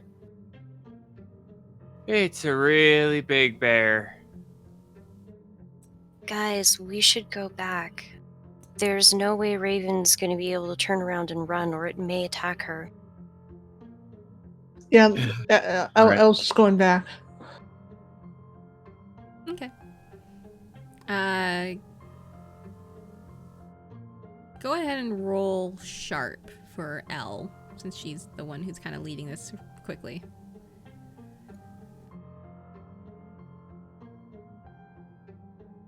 That is 9. Okay. I will say that with a mixed success, it takes you a little bit longer to figure out where Raven may have like separated from you guys at first. And you kind of head back and go past what ends up being the actual path leading to her and go along for about another 2 or 3 minutes before you turn around and realize, oh no, she must have accidentally gone down this path instead. And then you eventually find your way back to Raven. And during this time, Raven, the bear has slowly been creeping up on you, but has not like charged or anything. Just taking every now and then just a confident single step forward, stopping, kind of looking, until it's probably a good 10 feet from you before Elle and the rest of the group shows up. So I can smell it. Sure. Mm-hmm. As soon as the rest of the group meet up with Raven and the bear, Violet is immediately going to put up an ice wall between the bear and Raven. Okay, go ahead and roll for it. Can I also do something? Sure. Once we get there, I want to try to animal frenzy. Okay, go ahead and roll for it. God, yeah. Alright, and Violet got an 11. All right, that wall just comes immediately up right in front of Raven between her and the bear. Raven I lets got out an a small 8. squeak. What's your glitch, Jack? I'll take -1 again. Yeah, that was with the -1 from the last one, right?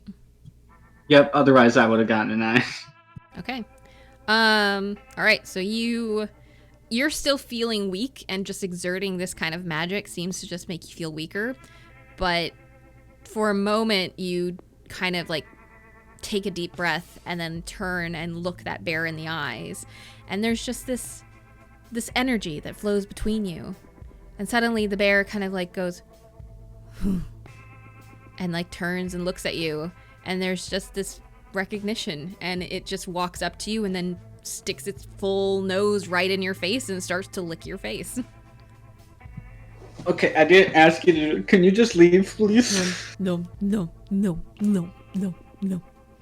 Seeing that the Aw, bear is don't not be directly afraid. trying to eat her, Raven has run to Elle and is holding on to her like a small child would hold on to their mother. No. This bear is just giving you a nice bath. Nigel's like he's had to deal with this before. It's like, can we just, come on, just shoo it off and let's go. It's going to be stuck with us for 30 minutes, I'm pretty sure. Unless it doesn't follow us across the border.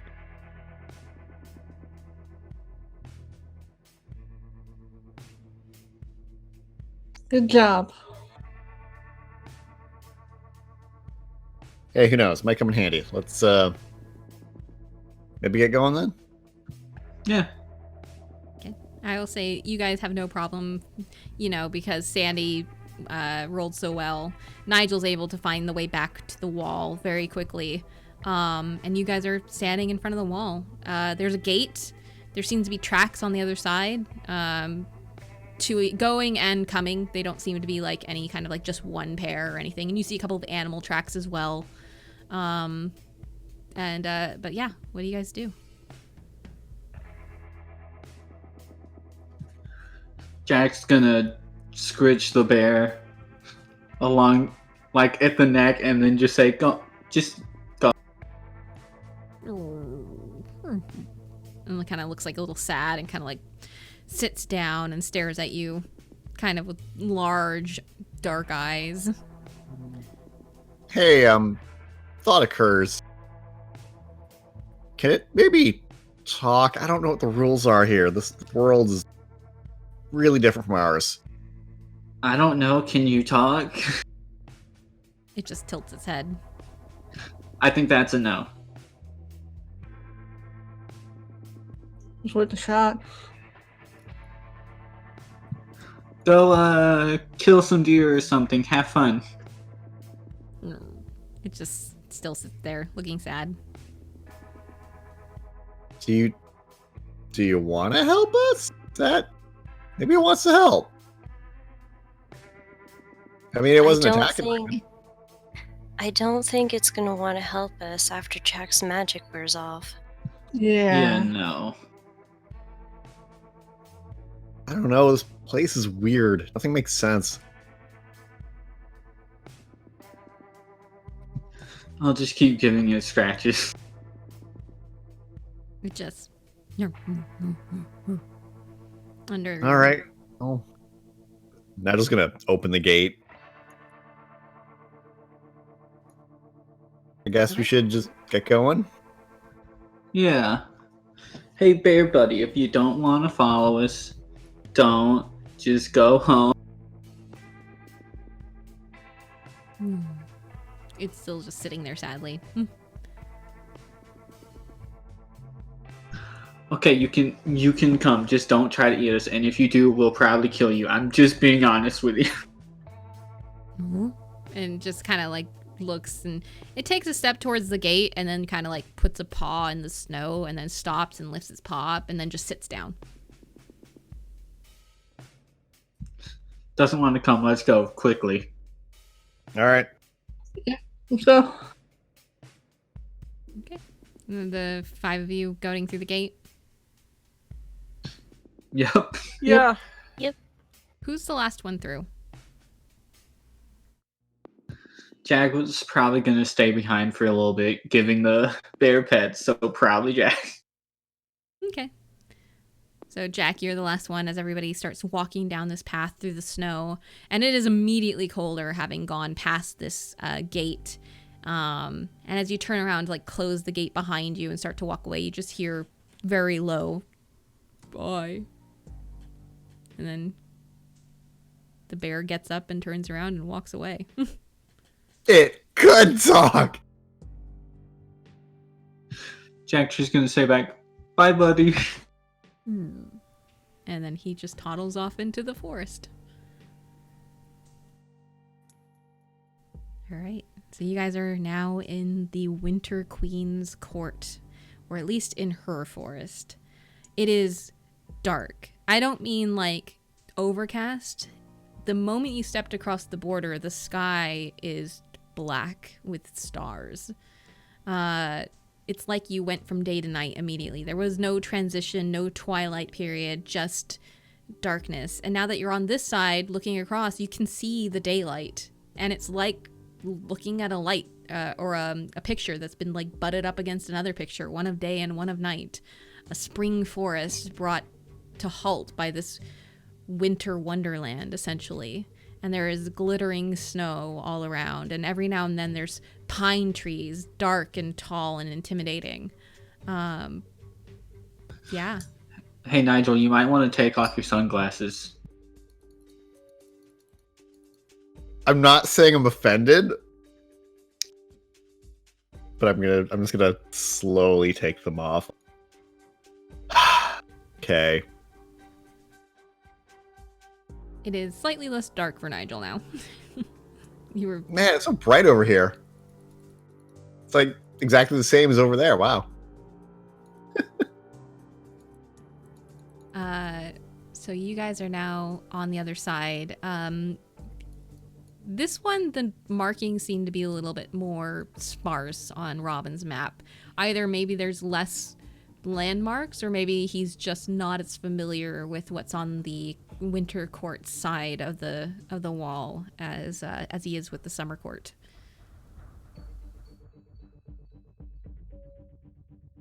So who's going to be the Pathfinder for this one? I think Nigel's still in the front, so. Okay. And who's looking out for dangers? Still probably L. And who's bringing up the rear to make sure everybody stays together? Jack I think this time. Violet. Oh, Jack's going to? Yep, he was last one through the gate. He's not changing the order. Okay. Alright, Violet will be up with Nigel then. How deep is snow? So on the sides where like off of the trail it goes up a little higher. But on the trail where you are, it seems either the trail has been kind of magicked so that the snow doesn't go deeper, or people seem to have at least walked through it enough that it's walkable. Okay. It's certainly like being on the trail, you can see where it is, but if you got off the trail, then it would kind of be hidden by the fact that you'd be higher and it would be like underneath. So Okay, we're not like trudging through like knee high. no, like I'd say like a foot high on the trail, but it has been kind of like packed down a bit. So, and then Yeah. on the other, like maybe 2 feet high. I'm from Southern California. I don't know what snow, like what's deep for snow, but it's not deep. So it's like 3 inches. It covers your boot. No, it's a little higher than that. Okay. Yeah. So it's a little higher than that, It's- and then it's certainly higher than that off the trail. So it wouldn't be easy All right. to go through the regular forest by itself. A 9? Okay. What about L? 12. All right. And what about Jack? What is it again? Sharp? Yep. Well, with the -1, it's still a 10 because of the plus. Yeah, 9 plus 2 -1. All right. Okay, so with that, I will say because the landmarks on Robin's map are a little less obvious, and in the snow, it starts to get easy to kind of get turned around. Like you start getting into this forest and getting deeper and deeper, and it's like it was when you were with Robin, like that dream quality of like things seem to go on forever, and yet immediately you're almost as far away from the wall as you like didn't think would be possible in that short amount of time, and you can't even see it anymore. And now you just see snow and forest around you and this path going to and from, but then you reach an area where it forks off into like 3 other paths going in different directions, and you're not sure if you're supposed to go to the one on the left or the one on the far left. And so Nigel, you get a little bit turned around and you guys end up taking the wrong trail for a while until you start to realize, hey, I haven't seen this landmark of this large dead tree, and supposedly we should have passed it by now. And so eventually you have to turn around, and it costs you some time, probably about 30 minutes at this point, before you get back to that fork and realize that you took the wrong trail and kind of have to head back down it. Very aware that every extra minute you spend in this place is some unknown amount of time back in the real world. Elle, you have no problem keeping an eye out, and like on the other side, you see every now and then animals in the forest deeper in, and for one moment you see what looks like a wolf pack, but they're so far on the edge of things that it's very hard to like see them clearly, but you just get that sense almost instinctively that that's a wolf pack. And even though they're so far away, they're kind of looking at you, and you kind of look back, and there's a moment where you feel like there's a threat, and then they seem to like almost recognize you, and then they just turn and walk off. Jack, you stay at the back, and kind of every now and then people kind of slow down or trip, and you kind of stay behind to help them keep up with the rest of the group so that you guys don't get separated, and you don't have a problem with it. Eventually, after about an hour of walking through this cold wood, which seems much longer than it took you to get from the summer court to the wall, you start to get in an area that looks a little more or less densely populated by trees. You can't really see anything quite yet, but you just start to feel like things are clearing a little bit. And there's this every now and then mist almost on the snow. You don't know if that's normal, if that can usually happen on snow, but there seems to be something that's generating it. So the trees are thinning out, but the mist is starting to get more prevalent. And eventually you come to an edge where you see almost like this great swath of mist in front of you, and empty forest. And in the middle of this mist, you see a large kind of, not mountain, but large rocky hill. And on top of that, you see a huge glittering ice castle. And you realize very quickly, standing at the edge of this forest, that you are in fact standing at the edge of a lake, because you can hear the sound of icy waters slapping against the shore in front of you, but it seems to be kind of covered in this mist, so you can't even really see where it begins and where the shore ends. And in this distance, you see that kind of glittering castle. What do you guys do?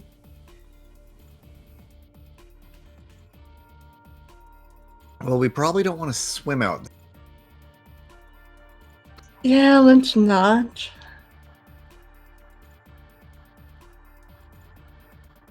I guess we can maybe start looking to find some kind of boat. Is that what you I want to do? mean, You can find a boat. that would be the fastest way to go across. Walking around this thing is going to take us a while. Yeah. But of course, going out in the boat may mean we're spotted easier. True. Looking at like the castle, is it in the middle of the lake, or does it look like it's like above and behind it? The castle is on this, like, it's almost like an island, and then the island itself is kind of this rocky crag. You can't really call it a mountain or a hill, but it's certainly higher than the areas around it. And then the castle seems to be on top of that. And you can't see from here whether there's paths that lead up this hillside or if there's some other way to get up there. It's not a sheer cliff, but it certainly like doesn't look easy. Think we could maybe send Fafnir fly out and take a look? Yeah, and I could try to look through his eyes. Okay.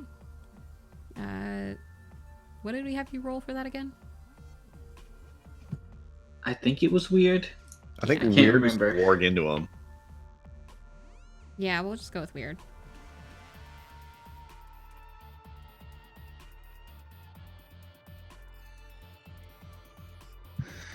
Woo.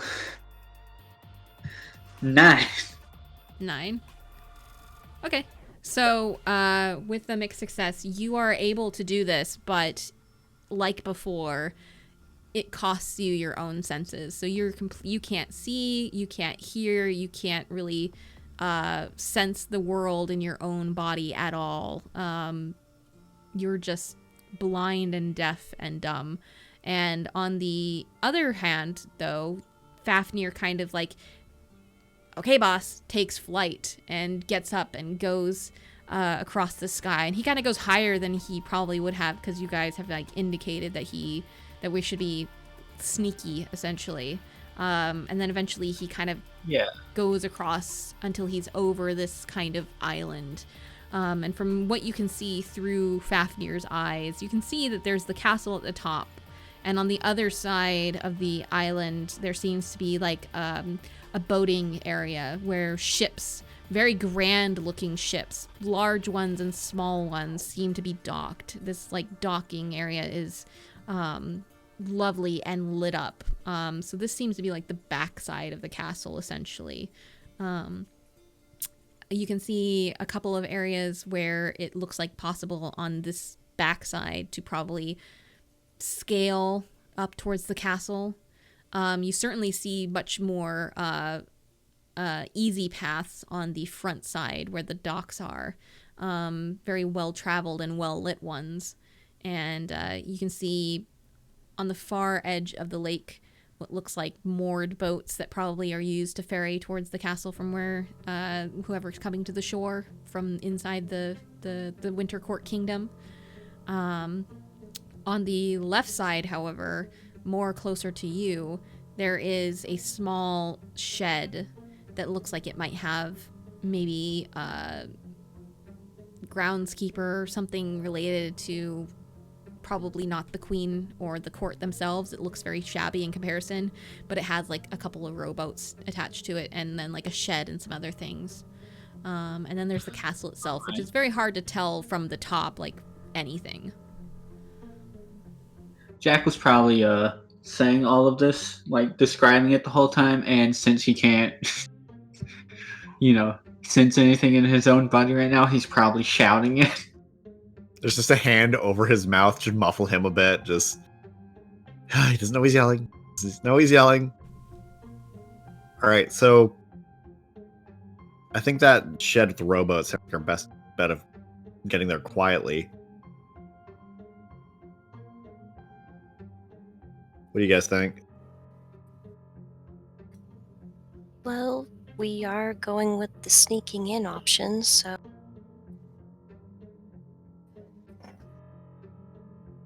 I don't think we have any other choice, really. You could always swim. No. Could always have. Wait, no, I can't say anything because I'm infested. I'm just gonna check the water. Like, it's cold, right? Yeah, it's that weird slushy cold. Like it's not iced over. Like you certainly couldn't walk across it, but it's so cold that there's like slush forming in it. Ugh. Once Jack thinks he's gotten enough information, he'll have Fafnir start coming back and then unwarg, I guess. Okay. Yeah, and you come back and you're, back in your own body. Alright, so terrible idea. Okay. We have Fafnir turn into a well and we walk across him.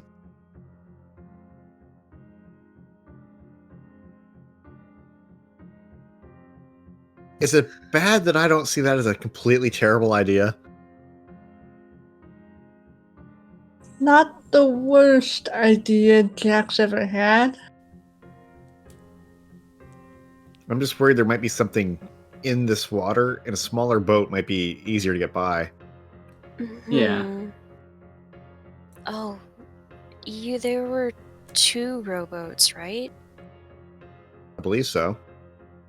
Well, there's gonna be more of us coming back if we do manage to rescue everyone, so we're gonna have to take both boats. That's not a bad idea. Split up for the Alright. boats and get them all over there. Giant well is plan B. Yeah, if things go badly, then we might have to do that on the way out.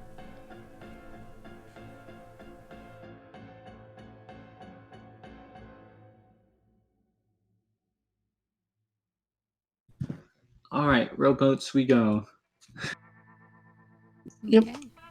So I'm gonna start making our way down to the shed, and when we get there, Nigel's definitely gonna try and check the shed out itself. Maybe see if there's like a window or something. Okay. I think that's where we're going to start next week because it's 9 o'clock and Scully has to go to bed. So, with that in mind, you guys are on your way to sneak into the Winter Queen's castle. Ah, dang it. I should have had Fafnir turn into a snowy owl so nobody would have seen him, and if they did. Well, too late now. All right, guys. Thank you for being here and watching. It was a very short stream today, as basically they were gathering information on the quest, and now the rest is going to be probably a little bit more mystery intensive as they try to find what's happened, etc. But yeah, so from the top, DNC, etc. Let's do our rounds for who you are, where people can find you. DNC 510 online. All the things, because I'm too lazy to remember other names. Sometimes I stream shit. And everything is my fault. That it is. All right, Hound, what about you? Helheim Hound 3H's 3Es on also basically sometimes I stream too. Yeah. I think